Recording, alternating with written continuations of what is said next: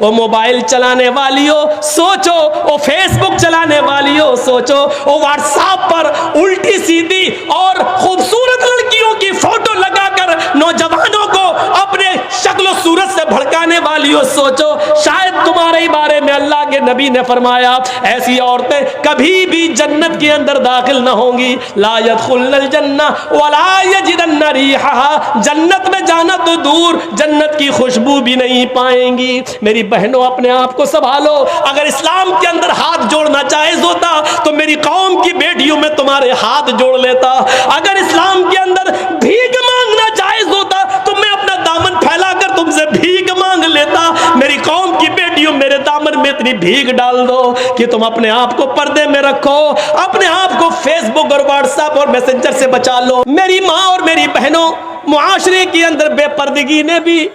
ایک غلط ماحول خراب کر دیا ہے، آج کل جلسے بھی اس سے محفوظ نہ رہے۔ جلسے ہوتے ہیں تو میلہ لگتا ہے، اور میلہ لگتا ہے تو نوجوان لڑکے اور لڑکیاں اس میلے میں جاتے ہیں، ان کی لپسٹک بھی ہوتی ہے، پردہ تو بنگال میں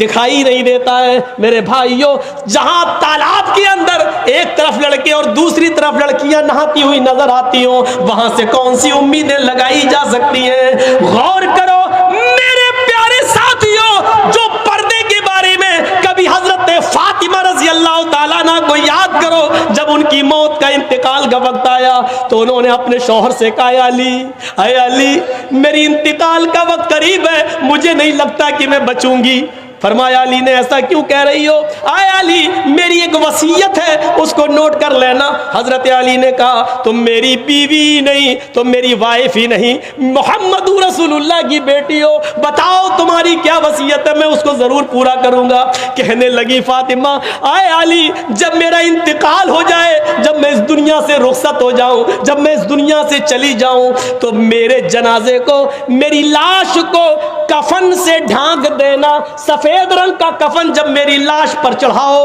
تو میری لاش کو میری چارپائی پر بٹھا کر جب قبرستان کی طرف لے کر جاؤ تو آئے علی رات کے اندھیرے میں لے جانا، عشاء کی نماز کے بعد مجھے قبر میں دفنانا، دن کے اجالے میں دفن نہ کرنا، میری قبر کو دن میں، میری لاش کو دن میں نہ اتارنا قبر میں۔ حضرت علی نے کہا اے فاطمہ ٹھیک ہے میں ایسا ہی کروں گا، لیکن رات میں ہی کیوں؟ دن میں اگر تمہارا انتقال جلدی ہو گیا اور جلدی دفن ہونے کی نوبت آ گئی تو تم رات کی وصیت کیوں کر رہی ہو؟ دن میں کیوں نہ دفن کروں، رات میں کیوں دفن کروں؟ تو حضرت فاطمہ کا جواب یہ تھا، میری ماں اس جواب کو سنو، میری بہنوں اس جواب کو سنو، اور میری قوم کی بیٹیوں اس جواب کو سنو، اور اپنے آپ پر ماتم کرو آج جو تم ننگا ناچ ناچ رہی ہو۔ حضرت فاطمہ نے کہا اے علی میں نہیں چاہتی ہوں کہ میرے مرنے کے بعد مجھے جو کفن پہنایا جائے، میں نہیں چاہتی ہوں کہ میری لاش کو جب چارپائی پہ اٹھا کے جنازہ آگے بڑھایا جائے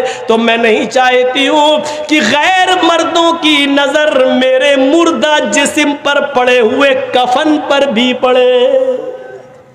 چہرہ تو دور، میں نہیں چاہتی کہ میرے مردہ جسم پر پڑے ہوئے کفن پر کسی غیر مرد کی نظر پڑے، میں نہیں چاہتی۔ یہ تھا محمد رسول اللہ کی بیٹی کا پردہ، یہ تھا محمد رسول اللہ کی بیٹی کا حال جو انتقال سے پہلے یہ وصیت کر رہی ہیں۔ وہ موبائل چلانے والیوں سوچو، وہ فیس بک چلانے والیوں سوچو، وہ واٹس ایپ پر الٹی سیدھی اور خوبصورت لڑکیوں کی فوٹو لگا کر نوجوانوں کو اپنے شکل و صورت سے بھڑکانے والیوں سوچو، شاید تمہارے بارے میں اللہ کے نبی نے فرمایا ایسی عورتیں کبھی بھی جنت کے اندر داخل نہ ہوں گی، لا يدخلن الجنہ ولا یجدن ریحها، جنت میں جانا تو دور جنت کی خوشبو بھی نہیں پائیں گی۔